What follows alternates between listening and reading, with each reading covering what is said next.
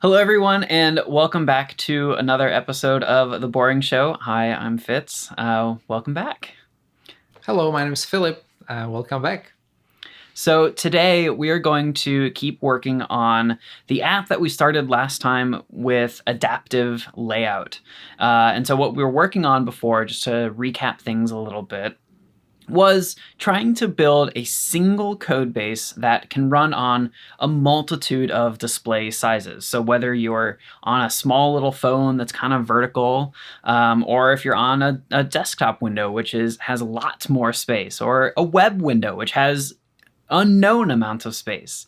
What we want to have is a single app, a single set of code that handles all of those. And so we ended up in a decent spot last time where down here in the code, we've got this single if statement. And this is what are called breakpoints for our different window sizes, where we can say with a size, a width of greater than 600, do the wide one.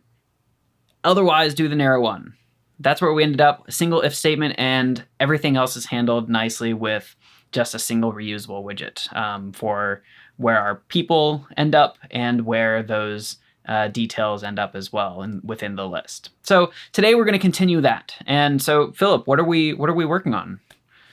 All right, I don't actually know. We'll see. But last time, I think what we want to underline are two things. First was that we used Layout Builder, which is a builder. This is a widget that just kind of listens to changes to the window in which, the area in which our widget is located. And whenever that area changes in any way, it will rebuild everything that is below it, right? So exactly, this is the one. And we get the constraints, and then we can ask them about max width and everything else.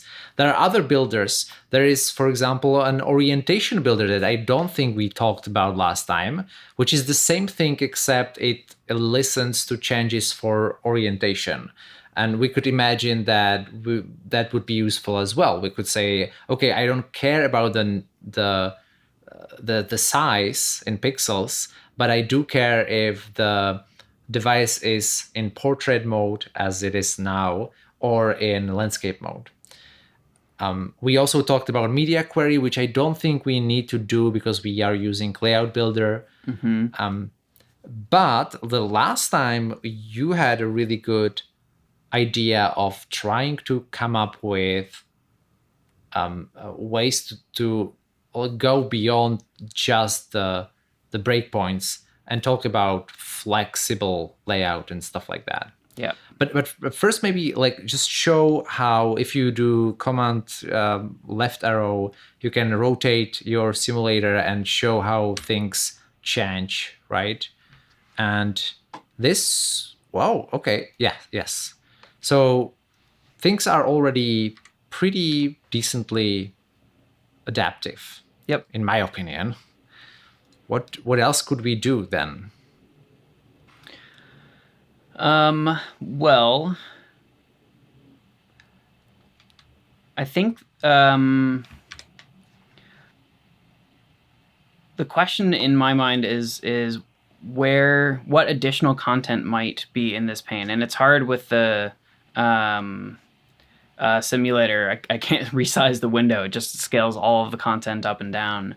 Right. But you could imagine if there was a bunch more information in this middle pane. Right now we have it set to, I believe it was a flex of 2 and 3 in that wide layout. Where'd it go?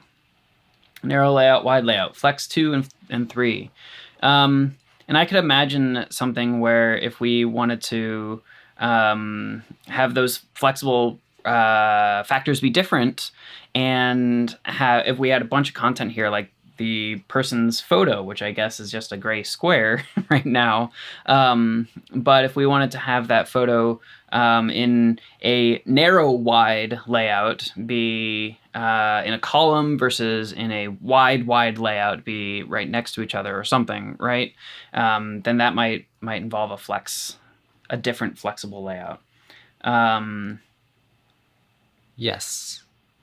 We could play around with flexible versus expanded, but what about, so I think this is a good opportunity, unless you have other ideas, to try and try to run this on in a like a not in a simulator but in an actual as a Mac app, because that's probably, as you said, that's probably the easiest way to try out adaptivity in your app.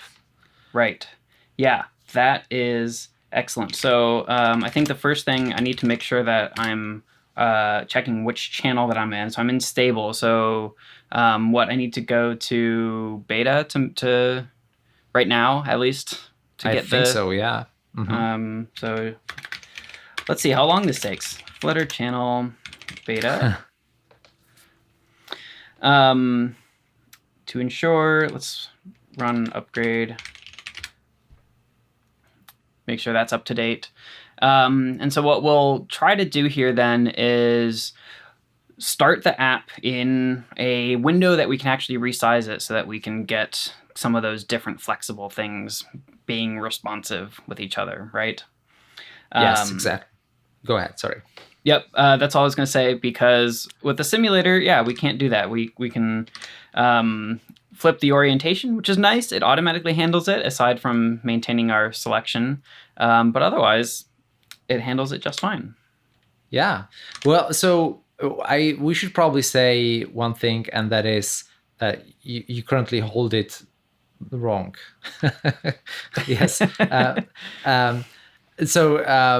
Then what we're trying to say, what we should say, I'm sorry, is that currently, as of January, which is when we are recording this session, it's not stable. The support for desktop is not stable, but that does not mean that you can't play around with it and you can't use it as your target for at least development, right? And I think it's very, at least for me, it's very valuable, even if I'm not trying to create an app for the Mac or whatever. I can still run it in that mode and then play around with the size and see exactly how things will behave in that respect. And then I don't need to publish it to the App Store or whatever, what have you, right? So, okay, and Fitz is looking at how exactly to enable that mode. So that's the other reason why you are unlikely to possibly to be developing in a desktop mode, is we're trying to kind of make it hard for you to do that, because again, it's not stable yet. So you have to flutter config -- enable desktop. Exactly. And hopefully this should work. I may need to restart any open editors. Let's see. Let's do that if you... Yep. Let's just... Everything is reset. Great. But I should then be able to, in the devices selection... I think what you need to also do is to run Flutter create once more. So Flutter create dot. Well, because by default, the stable channel will not create the necessary files for a desktop version. You can always add them later by doing Flutter create dot in the directory where you are currently located. And it looks like we have a new web. Yeah, but web showed up. Where's Mac? We've not gotten Mac. I wonder if I need to make sure I'm on dev instead. Okay. And I know I've done something from dev recently, so I'm not going to worry about re-upgrading from here. Right. All we want, we don't necessarily want the latest. We just want to get something running so that we can get it testing. Yes. So what's happening is basically desktop support is only turned on the dev channel, and therefore we kind of need to be on the dev channel of Flutter to be able to even play with it. Yep. Another way would be to just run the web version, which of course we could also change the viewport of the web version. The problem with that is that, as the development experience is a little worse because you don't have hot reload, stateful hot reload at least. Yep. So curiously, after switching to dev and enabling, I do devices now, and I do have Mac OS as an option. I'm going to redo Flutter create just to make sure that we've got the web directory, and we have our Android and iOS, and then this should create a Mac OS directory. Great. Nice. We've got that now. And at some point that should be done. And Flutter daemon has terminated. That's fun. Okay. Let's try restarting Visual Studio This is literally like, at least I like that you're seeing how totally unprepared we're coming to these sessions, and that's by design. As always, Flutter Boring Show is about us being kind of lost and trying to figure things out and kind of digging out of holes, because we believe that it is kind of nice to be able to see people from Google being stumped by things in Flutter, and B, sometimes you learn methods of how to get out of holes. Yep. Show errors. Okay. Yeah, I don't know what happened there. So I tried to hit run after selecting. There seems to be something in the integration test that I think you can just delete that directory. Oh, yeah. All right, let's try that. Let's delete the integration tests. We don't need any when you tests have errors anyways. in files, like the takeaway is, if you have errors in files, just delete the directory and things get better. Yeah, that solves pretty much all of your problems. At least the problems that exist in that directory, they're gone. Yeah. So now we're launching. I've got Mac OS selected as the target. We are currently building the Mac OS application. And let's see how it goes. I'm gonna kill the simulator. Don't need that anymore. Yeah. It's going to be so exciting to see an actual app running, and there it is. Look, there it is. With exceptions too. Oh no. But it works. That's weird. Yeah, it's curious. So it's not re-rendering because we're currently paused on the exception. It's something with network image. So I guess maybe it doesn't have access to the network. Oh, I've run into this before. There's with the Mac OS applications, because Apple has added more restrictions on security and permissions, you need to add some things in order to access the internet via a Mac OS application. Right. So one easy way is we can try not doing our leading network image right now. Just bypass the network, but until we can look that up and add in those special lines. I think that's a good call. We're not here to. This episode is not solely, at least, about dealing with macOS apps. So yeah, this looks pretty good to me. Yeah, look at that. Yeah. We even have our narrow breakpoint added with that approximately 600 pixels. Nice. So we can also see then that the area we have available for the contact details is flexible and has a varying amount of space that we can do varying things with. So what do we want to do with it? So what do we want to do?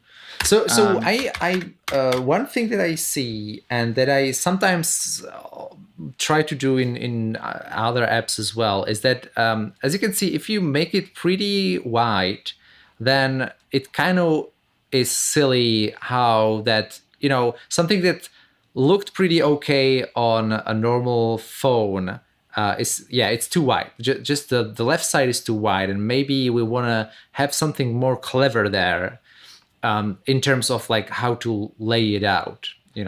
I'm not sure Right. if it should be. It could even be a fixed width, right? On the left, and the rest is just expanded. That's easy, or whatever. But I think Yeah. this looks a little ridiculous on a desktop app. Right, definitely. Especially like I could go even beyond my recording area and make this even wider. And you can see like there's no need for this context list to be this wide and have this much space. So it's almost as if we want to set like a flex factor with a maximum, maybe. I don't know if that idea or something Yeah, along those ideas, or to your it's point of even fixed. yeah, like one thing that we should also say, pixels, especially if you're coming from kind of older development, pixels were hard because different devices have different pixel densities and everything like that. In Flutter, you don't need to really deal with this. Pixels are device independent pixels. So if you put a number there like 600, it doesn't actually mean that something like a retina display will be just like a small thing, and on an older device with a lower resolution it will be a huge thing. No, it will mostly be kind of the same size, same width. So I think like the easiest, let's just try to experiment. I would go with just saying a fixed size, or what's it called? Sized box. Sized box. Yeah. So if we change this to sized box, and instead of flex, we want to do a width. Let's do. So if we were 2 and 3 for those flex factors at 600, that seemed reasonable. So that would probably be like I don't know, a couple hundred on the width. Yeah. Try it, see what it looks like. That's fine. That's not too bad. I think I'd want it a little bit more. Yeah. But that's where things like padding can come in as well. So it might be like 250, and then maybe wrap this in a padding to make sure we get a nice clean, I don't know, 12-ish pixels around it. Yeah, I like that. Nice. Cool. Because that way, then, even if I'm down in the narrow mode, it'll just fill it in. Oh, I was making that in the wide layout. That's okay.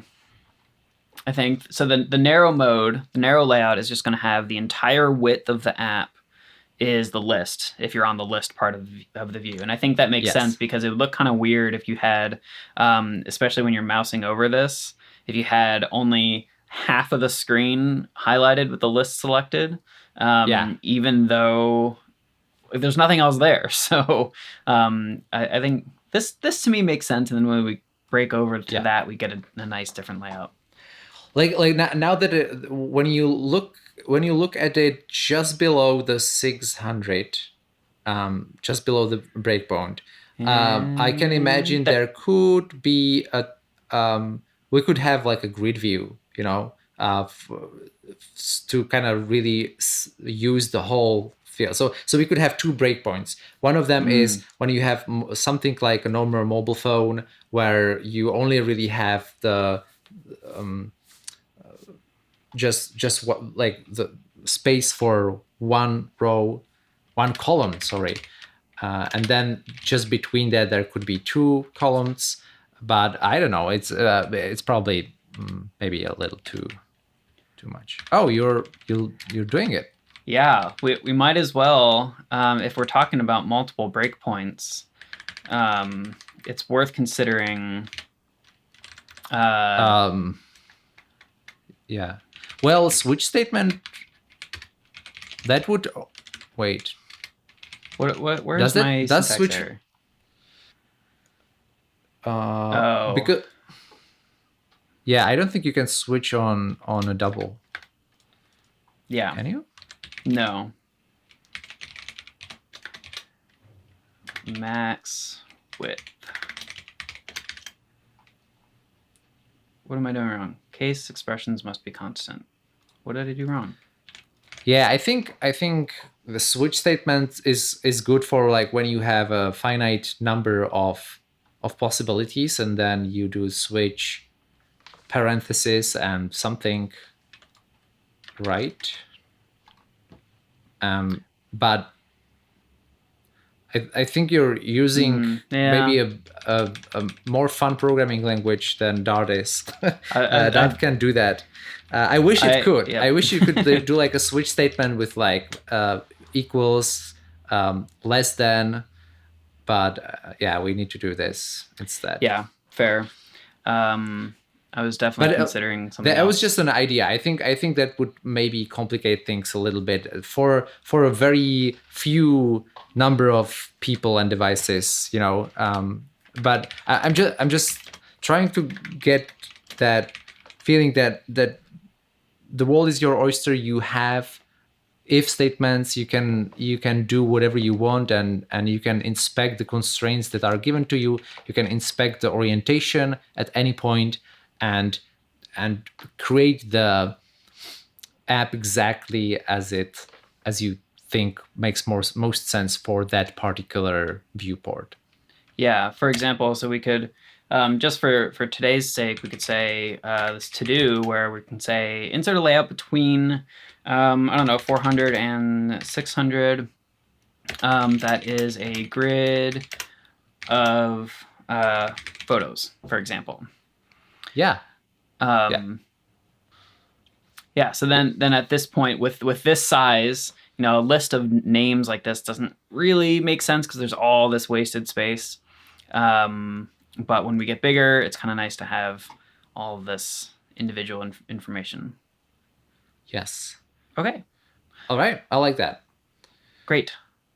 We could, now that we are here and still talking about adaptive design, I wonder if we can do something about the detail view that is adaptive as well. Mm-hmm. So that's also a point that I want to make, is how this is fractal. Like you can make an adaptive view of the whole page. I mean, whole app is adaptive, but even the little smaller screens and views should be adaptive as well. Yeah. So we've mostly been looking today at what happens when we go wide and whatnot. But we could look at what happens when we go skinny as well. Good point. Yes. And maybe that can be the desire to change out some of the layout on this. Oh, I know. So one thing that we could play around with is something called, I think it's called platform density, and that's basically something in theme, right? Oh yeah. Platform density, visual density. Right. So what are the options here in this visual density thing? Adaptive platform, comfortable, compact. What does compact look like? No change. Cool. No change. Comfortable? No change. Still nothing? Huh. Interesting. Yeah, I don't know if this is mostly about. Can you add a button somewhere, like for example into the detail page, something that says contact? Yeah, let's down here. So there's we have this column. How about we add just a raised button down here? Null just means it's disabled. Right. Let's add the label, which is a child text contact me. Yes, perfect. Okay. Okay, and I think that now that when you start playing with the visual density, that's when we are gonna see. There you go. Yep, it's very subtle there. It is. But notice the padding on between around the contact me as I change from compact to comfortable. Whoop. Very subtle, yeah. Very subtle, but it comes out. Can we do, what is maximum density? Oh, it doesn't like that. Oh, interesting. That's curious. So what is the adaptive? Adaptive, I think, is just asking, you can actually go look at the code, but I think it's just asking where are we? Are we on a desktop environment, or are we on, Android or iOS or Fuchsia? Right.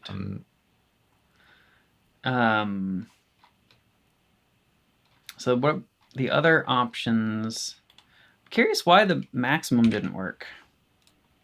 What is the maximum? Can you look at that? Oh, it's just a double. Oh, it's just a number. Okay. Right. Yeah, you can create your own. That's interesting. You could create like a visual density with like huge horizontal and vertical spaces. Yeah. Because standard is just normal, and then you can chip away. So if we Padding, wanted to really play around with this, look at that. Our button now has tons of space around it. Nice. Oh, and our list tile is updated as well. Look at that. There's much more padding around cool. the names. Nice. Yes. So visual density, maybe we should kind of introduce this is something that is very important when you're going from a mobile phone to desktop, or vice versa. On a desktop, you have a very precise way of clicking on things, and it's called mouse. And you don't need as huge targets as on a mobile phone, where you have something like this, the thumb, which is pretty imprecise, and you need more space to tap onto. So that's another adaptive thing that you need to think about. Right, exactly. Notice, for example, how the typically desktop machines, Linux, Mac OS, and Windows, return the compact style visual density. So it's just the adaptive platform is automatically selecting for those where I have a mouse, where I wiggle it and it makes it bigger. But in the more mobile devices, touchscreen devices, it's just default. Yeah. And it's also good to understand that, like, we are using the devices in different ways. When you have a mobile device, you are less likely to be in an environment where you have a lot of calm and precision in mind. You are often going out and about, unless it's a pandemic outside. But you can think about Excel or Google spreadsheets or something like this. That has a very compact visual density. There's thousands of little cells that you can see and click, and that have different things in them. If you look at a mobile phone or even a tablet, chances are that nothing there is as visually dense. There's no Excel that would show you this many cells. I mean, there is probably something like that. I'm sure there is.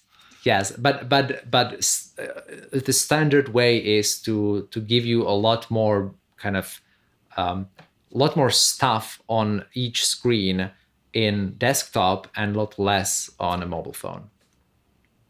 Cool. So, which brings us, by the way, to the fact that we do have a mouse, and so we do have things like mouse over, which is also, I mean, it's kind of pushing us a little away from adaptive layout, but we could play with that as well. Right. So, for example, we were kind of playing around with that earlier when I was mentioning in the narrow layout, having the mouse over it or highlight the whole row versus the wider layout where I can have it only go to a certain amount, and that's fine. And the contact button, the raised button, also has a hover action here as well. So I believe, can we change that on the raised button, for example? I don't actually hover. Possibly. Hover color. So if we wanted this to be like blue on hover. Oh, nice. There you go. Okay. Yeah. And we, of course, I'm sorry, go ahead. No, you go ahead. We of course if we created our own gesture detector, I'm pretty sure we would get a callback, and we could do anything we wanted on hover. So like we could I don't know, wrap the text of the name of the person with the gesture detector, add something crazy when people hover over, and that would only be seen by people with mouses or hover over able devices. So Or maybe not. what are our options? Yeah, there's no on hover, but maybe there's a... Okay, that's Interesting. maybe there's a different. Okay, so Flutter. I'm trying to figure it out. Flutter mouse over. Oh, there's a mouse region class. Okay, so Mouse it's a different widget. Widget that tracks the movement of mice, even when no button is pressed. Mouse region. Interesting. How does that work when there's no mouse? On hover. Is this just a function? It is. Great. Okay. So we get an event. What is this event? What event is passed to this mouse region hover?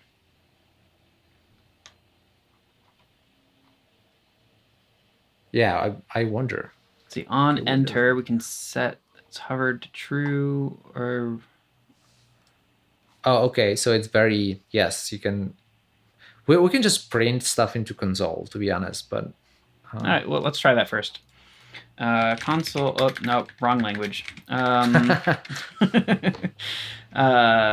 just print hello world first. Let's see what that does.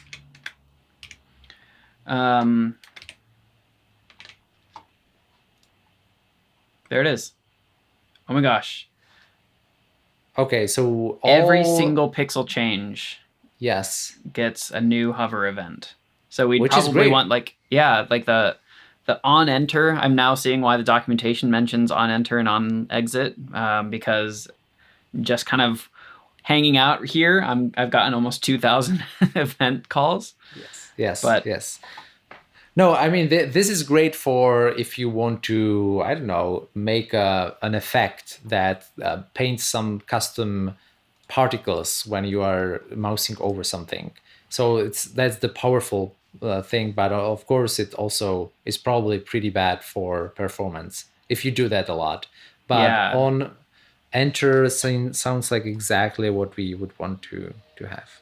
Oh, you are inspecting that particular event. That's great. Yeah. Can so you I was show me curious. how? So did you add a breakpoint on the print? Yep, I broke on the print, and then moused over this placeholder name to get these. So we've got a bunch of offsets, which I'm guessing are offsets from the upper left corner would be my guess. So let's see if we can continue. Oops, I just want to continue. Oh, it's going to fire all of them. Let's unremove my breakpoint and put it back in. Then I want to try to get as close to the upper left corner as I can before it breaks. And DX, yeah, those are near zero. So, all right. This is scientific debugging here. Let's see how close to zero I can get my mouse. Nice. You even get a distance from that place, which is also great. Which is really nice. So yeah, I could imagine also another interesting thing would be to maybe if we wanted to have like a tooltip or something come up and follow the mouse around based on where it is. That could be interesting. Totally, yeah. All right, so that's mouse. That's mice. I'm sorry, I didn't want to jump into it. This is the the world we live in. We are always jumping into each other's sentences. Yeah. We can play around with the mice. We can also. I like your idea about like the vertical part of this. Just looking at the detail screen or detail view and seeing how that could be changed in terms of like what kind of space we have Like there could be a photo which we can't access from the network, but we could have it in assets, which of course, we could just use a placeholder with some aspect ratio. Aspect ratio is another really interesting and really useful widget that you can use for being adaptive that I just realized. So you're driving, so I'll leave it to you. Do you want to do more with mouse, or do you want to do something else? I think the mouse is interesting, but it kind of gets away from our theme of adaptive layout. So I want to go into maybe looking at potentially, can we have a layout builder underneath the top level layout builder that we have in order to see, let's have this person detail page also look at maybe the max height and see if it wants to change something based on how high things are. That's perfect. Yes, I love that idea. I think that plays well with the idea of like this recursive adaptability where, yeah, you start with the big layout builder at the top, but then even just a little icon can still use layout builder to figure out how it should render itself. Yep. So I'm going to try here. I'm going to wrap our person detail in another layout builder, which of course need to get my required argument of the builder, which is then, instead of doing this, we'll return this. Oh, how did you do this? I love this, and I'm not able to do that, I think, on IntelliJ. How did you get the builder there? I did the helper function. So in IntelliJ, Alt-Enter versus Command dot in VS Code. Okay. So if I just remove that line again, so layout builder has the orange squigglies underneath it, which means it has a recommendation. Right. Here, parameter builder is required. So I do Command dot. And the first option in my helper is add requirement builder. That never occurred to me that I could do that. Wow. Okay. Of course, popped me down there, which I'll just undo a couple times. But yep, there it is. And so then I don't have to worry about figuring out what the arguments are because it put them in for me. Yes, this is perfect. So here we've got our centered column. But just like the other layout builder we can do some different layouts based on our constraints. If we set our max height, so what I'm thinking we do is say, if we have a ton of vertical space, just put everything in a column. And if we have not so much vertical space, let's put things in a row. Just a nice, simple thing to start off with. Oh, yeah. Yeah. Let's do that. So if our max height is greater than, 200, that seems like a lot. Let's do this. And I've got all kinds of formatting problems. Yeah, I like that. We do have a lot of parentheses here. Yeah.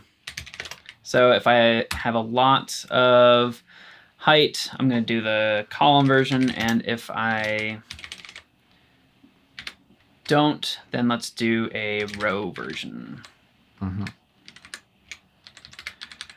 Yeah, this is ripe for like refactoring at some point, but I like that we're not doing it right now. We're just playing around with the design, and when we are happy with it, we could of course make it dry, as in do not repeat yourself, and just inject somehow the row instead of copying stuff. Exactly.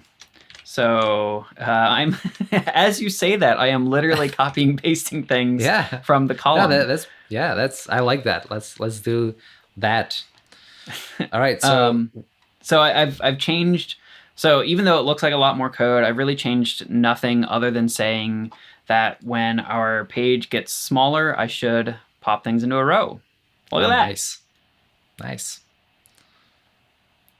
All right, and now you should change the whole thing around so that like we see both of these layout builders working, right? So if you make it too small, then it's a mobile screen. Now it's this. Oh, yeah, but it's not selected. Yeah, we need to Right. solve. Oh, that's an interesting problem too. Did you see that? What? So if I go into the small view and then click someone and then make the view big. Oh, okay. Yeah. Well, yeah. But then It I works. can change it there. And I go back and I get my wide layout again. Yeah. And they all seem to work fine. Now, I like that. I do too. I like how this is going. There's obviously some formatting here we'd want to do to get the name and phone number and button to be maybe a little bit more spread out. For example, we could do, I've not put any kind of alignment here, but I could do something like not a main function. That's funny. Main x and x alignment dot, I don't know, space between, for example. Yeah. And get them spread out a little bit. Space around, which probably be space around. Uh-huh. So that's going to get a little bit of padding on the ends as well. Mm-hmm. And that's, are those going to be affected by our visual density? I don't think so. No, they won't. Okay. At least it doesn't seem that way. No, I think really the visual density is mostly padding, and like you can, if you're doing a button, that's where you're changing things, but yeah, otherwise not so much. The list view on the left has list styles in it, and that's basically buttons as well. Right. Yep.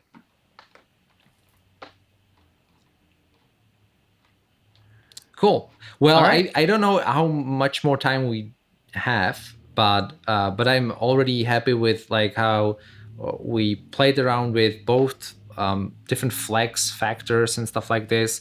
Layout builder. We even showed some of the mouse stuff, and we got it working on as a Mac app. What do you think? Do we want to do a lot more? I think we're doing pretty well. I think playing with the mouse things would be fun, but I think that might be that fits into something else, not this episode. Yeah.